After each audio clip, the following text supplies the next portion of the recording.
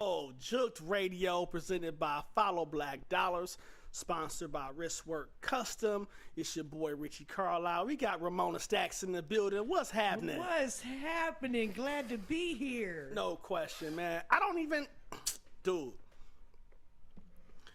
December, when the last show aired, I had no idea. Nothing at all. No idea that we would be where we at right now.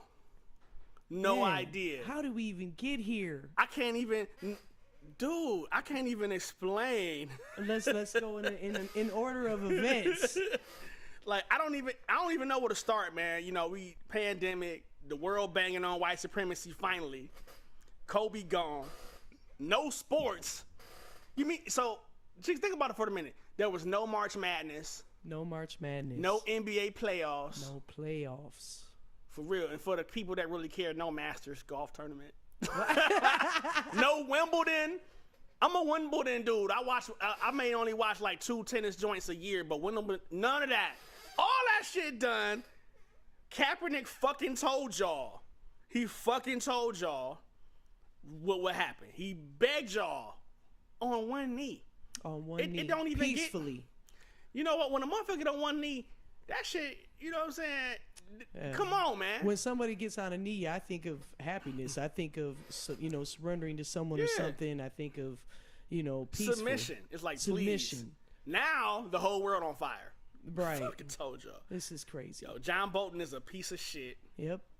You know what I'm saying? He a piece of shit, man. You know what I'm saying? He had all the evidence needed to get this dickhead out of office and said, nah, I'm gonna drop this book though.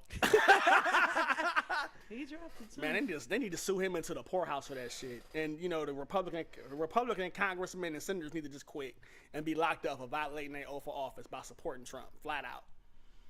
I mean, dude. Anyway, a lot of us found out how essential we were per the federal government, and America created over $4 trillion out of thin air.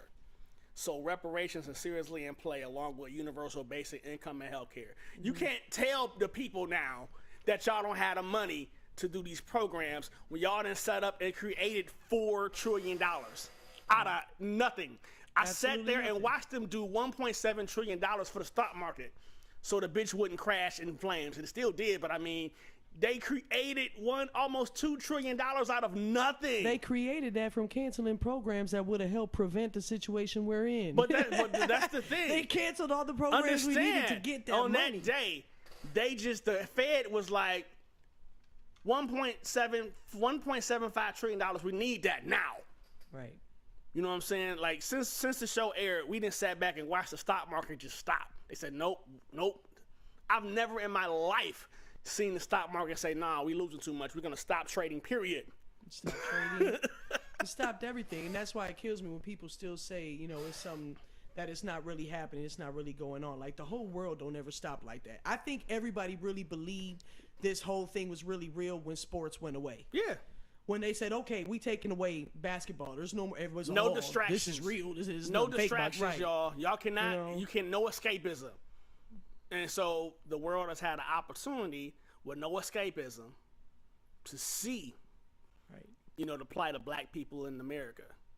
To see it. There's no game to watch. No. There's no concert to go to. No rally, none of that shit. So you got to see it, and everybody saw it. We've been telling y'all this shit forever. All of America got to see the alligator cheers. Yeah. Oh my God, he's getting me in the park. That was the crack. That video, that dumb woman that went on there, shared that video, that she got shared online, crying alligator tears because of an innocent black woman doing nothing wrong, just telling her to do what she's supposed to do, and that was a highlight. How come the New York Times just shitted on her whole life? They were like, yeah, she paid $65,000 for another dude to get a divorce. Right. Dude didn't get the divorce and got another chick pregnant. And the worst part of everything is that there was nothing nobody could say. She was even abusive to the dog. Right. Like normally. Normally. They would have found something. Yo. But the dog, though. And they gave the dog back. I'm like, man. What? But that's the thing. You know, you're seeing it because the thing is there's no distractions from all the stuff that would normally be going on. So you can see what's happening. Police is quitting because now you can't beat black people asses without impunity. Said, fuck that, I quit. I'm going to go ahead and... Right. And they quit because they know a lot of people are on board. A lot of people see that there really is a problem. There is something going on. And, you know, it's something with me, you know, from where I grew up, I have a very, very, very scattered Facebook feed. You know what I mean? So I get to see a lot of both perspectives, and I don't appreciate it. So I've lost a lot of friends over the past few years, and I think that's what's come to a head during these past few months, starting with the loss of Kobe. The loss of Kobe kind of gave everybody the shock syndrome. Yeah. And then one by one, everything, we're like, what else and what else? Like, what else could be worse than Kobe? Like, you know what I mean? And then things kept progressively going. Right. You know what I mean? Like, it's what I'm tripping mess on is the fact that people are seriously, like, it's going to be a packed house in Tulsa, Oklahoma to see Trump. I'm thinking to myself, it gotta be just flat out racism for you to still be supporting this dude. You cannot tell me with a straight face. There's no way. With a straight face? I think that's the scariest part, is that when you really see all the stuff going on, and there's people that really go to bat for this man, like they really sacrifice they whole credibility. You're sacrificing a lifetime of work and your legacy for this dude. You're an idiot. You fucking idiot.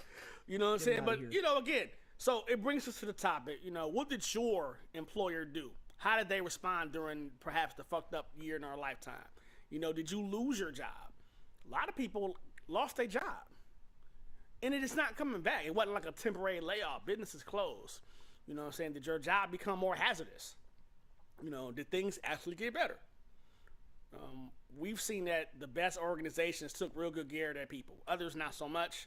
Yeah. Please call in 216-772-3393. Let's talk about it. Well, we was going to have West Wing Music Group, King Chi and Molly G slide through, you know, and talk about, you know, the different things they got going on. Juneteenth happened, them niggas didn't make it. It's all right. We not even mad. Just, you know, come next time. But, you know, we want to, you know, thank y'all for the baller ass spread that y'all have helped, you know, bring to the table. You know what I'm saying? Either way, they're gonna be back though. You know, for real. You know, I'm gonna talk a little joint. You know, talk a little shit about you. Right. But for real, like the topic today, like I said before, is how did your employer, how did the people that pay your bills, that tell you in meetings that we care about you, we're nothing without our employees. What did they do? How did they respond in all of this? Did they immediately go to the layoff card? I know a lot of people that had to go through that, unfortunately. You know what I'm saying? Did they do that? You know, and sometimes in business, you know, you have no choice but to close your doors. So it's not necessarily a negative reflection on the organization that they had to close. If like, for example, you're a restaurant, you know, and nobody's coming to the restaurant, you can't just keep the payroll going. You know, you're going to have to lay people off. But then when things come back, did they call you back? And the thing is one thing I noticed is that a lot of companies that did open up, people weren't coming back because they were making more money from unemployment than they were getting paid.